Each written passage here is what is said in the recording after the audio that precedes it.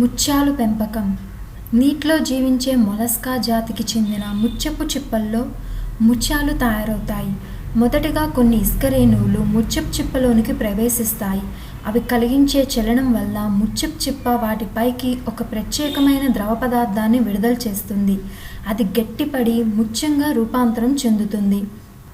ముత్యాలు మంచినీటిలోనూ మరియు ఉప్పు నీటిలో కూడా పెరుగుతాయి.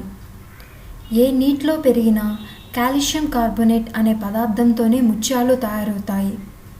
సముద్రంలో ఉండే ముత్యపు పురుగు ఆయిస్టర్ దేహంలోనికి ఒక ఇసుక కణం కానీ లేక ఒక ముత్యపు చిప్ప కణం కానీ ప్రమాదవశాత్తు ప్రవేశించి దానికి బాధను కలిగిస్తుంది. ఈ బాధ నివారణ కోసం ముత్యపు పురుగు కాల్షియం కార్బోనేట్ను అనేక వేల పల్చని పొరలుగా ఈ సూక్ష్మ కణం చుట్టూ స్రవింపచేస్తుంది.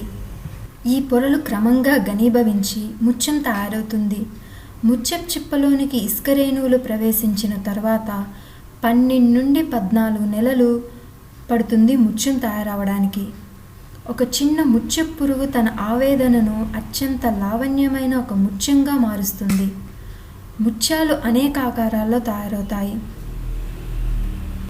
సముద్రంలో పెరిగే ముత్యాలు కనుగొనడం చాలా కష్టంతో కూడిన పని కనుక కృత్రిమ ముత్యాలు తయారు చేస్తున్నారు. ముత్యాలను భారతదేశంలో కూడా సాగు చేస్తున్నారు.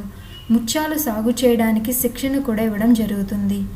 ముత్యాల సాగు చాలా లాభసాటి అయితే ఎంతో సృజనాత్మకత నేర్పు కూడా దీనికి కావాల్సి ఉంది.